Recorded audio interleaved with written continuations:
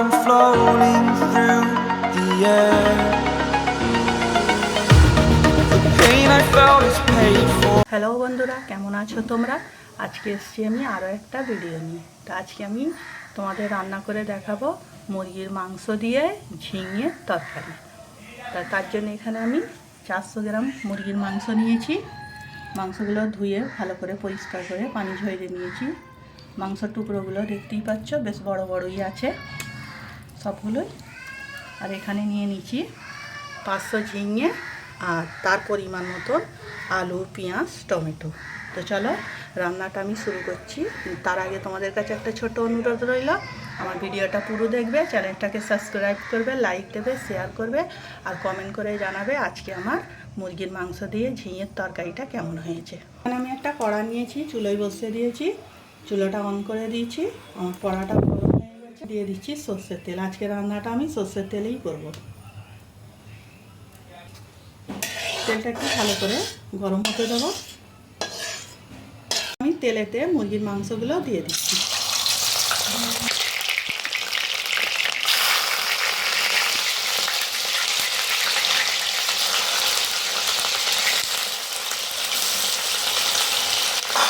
দিয়ে দিচ্ছি স্বাদ মতো নুন, দিয়ে দিচ্ছি হাফ চামচ হলুদ দিয়ে। আমি মুরগির মাংসটাকে ভালো করে ভেজে দিচ্ছি।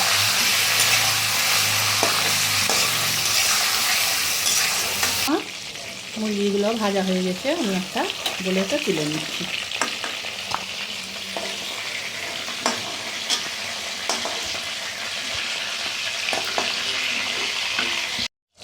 মুরগির মাংসগুলো ভাজার পরে আমি আলুগুলো ভেজে নিচ্ছি।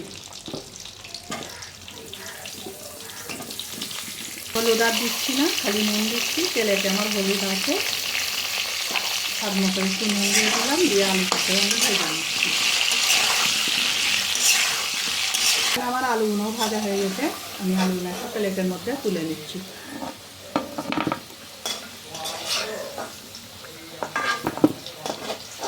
কড়াতে আর একটু তেল দিয়ে দিচ্ছি, কুচিয়ে রাখা পেঁয়াজটা দিয়ে দিচ্ছি। এখন আমি পেঁয়াজটাকে ভালো করে ভেজে নিচ্ছি।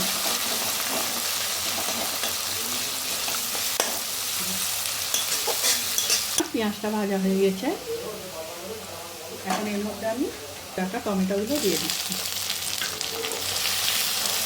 তাতে দিয়ে দিচ্ছি স্বাদ মতো নুন। টমেটোটা তাড়াতাড়ি গলে যাবে, তাই নুনটা দিয়ে দিই। এখন পেঁয়াজের সঙ্গে এটাকে ভেজে নিচ্ছি। তো আমার এখানে টমেটোটা পেঁয়াজটা ভাজা হয়ে গেছে, আমি এখন কিছু গুঁড়ো মশলা এর মধ্যে দিয়ে দেবো। এখানে হলুদ, ধনে, লঙ্কা, জিরে, মরিচ আর কিছুটা কাশ্মীরি লঙ্কা কালারের জন্য। এখন মশলাগুলো আমি এর মধ্যে দিয়ে দিচ্ছি 2 চামচ আদা রসুন বাটা। এখন মশলাগুলো আর আদা রসুনটা আমি পেঁয়াজ টমেটোর সঙ্গে ভালো করে কষিয়ে নিচ্ছি।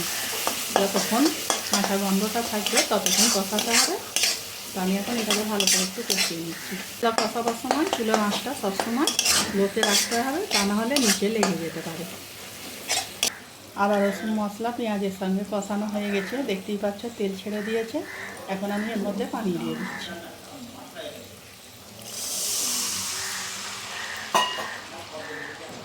অল্প একটু পানি দিয়েছি, বেশি দেবো না।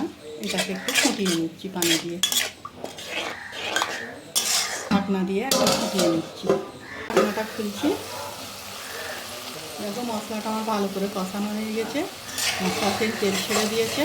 এখন এর মধ্যে আমি ঝিঙেটা দিয়ে দিচ্ছি। আলুগুলো আমি একটু পরে দেবো, আলুটা আমার ভাজা আছে।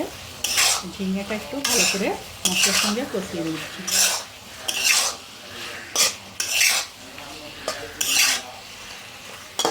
এখানে আমার ঝিঙেটা কষানো হয়ে গেছে, ঝিঙেটা এখানে অনেকটা পানি ছেড়েছে। এখন এর মধ্যে আমি আলুটা দিয়ে দিচ্ছি।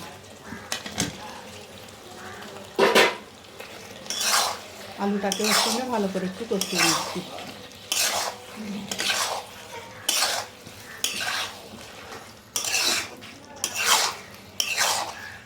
এখানে আমার আলুটা ঝিঙের সঙ্গে কষানো হয়ে গেছে। এখন আমি ভেজে রাখা মুরগিটার মধ্যে দিয়ে দিচ্ছি। এখন এটাকে একটু নাড়াচাড়া করে নিচ্ছি। যেহেতু তরকারি ঝিঙেটা আলুটা আমার কষানো হয়ে গেছে, মুরগিটা আমার ভাজা, তাই বেশি আর কষাবো না, অল্প করে একটু নাড়াচাড়া করে নিচ্ছি। মুরগির মাংসটা দিয়ে কষানো হয়ে গেছে, আমি এর মধ্যে পরিমাণ মতন পানি দিয়ে দিচ্ছি।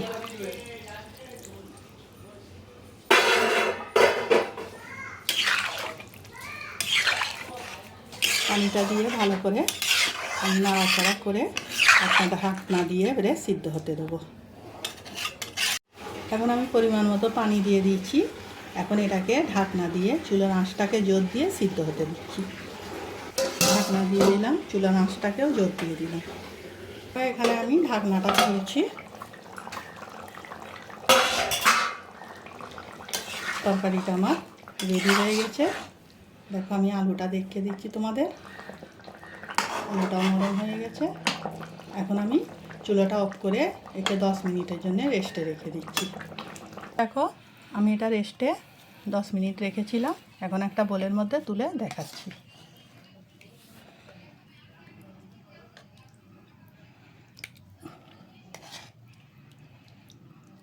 দেখো বন্ধুরা, একটা বোলের মধ্যে আমি তুলে দিয়েছি। তরকারির কালারটা কত সুন্দর হয়েছে। এইভাবে তোমরা রান্না করবে ঝিঙের তরকারি, ঠান্ডা তরকারি, পেট খুব ঠান্ডা রাখবে। মুরগির মাংস দিয়ে ঝিঙেটা কেমন হয়েছে কমেন্ট করে জানাবে। আর যারা এইভাবে রান্না করে খাওনি অবশ্যই একবার ট্রাই করবে। আজকের ভিডিও আমার এইটুকু, আগামী দিন আসবো আরও একটা ভিডিও নিয়ে। সবাই ভালো থাকবে, সাবধানে থাকবে।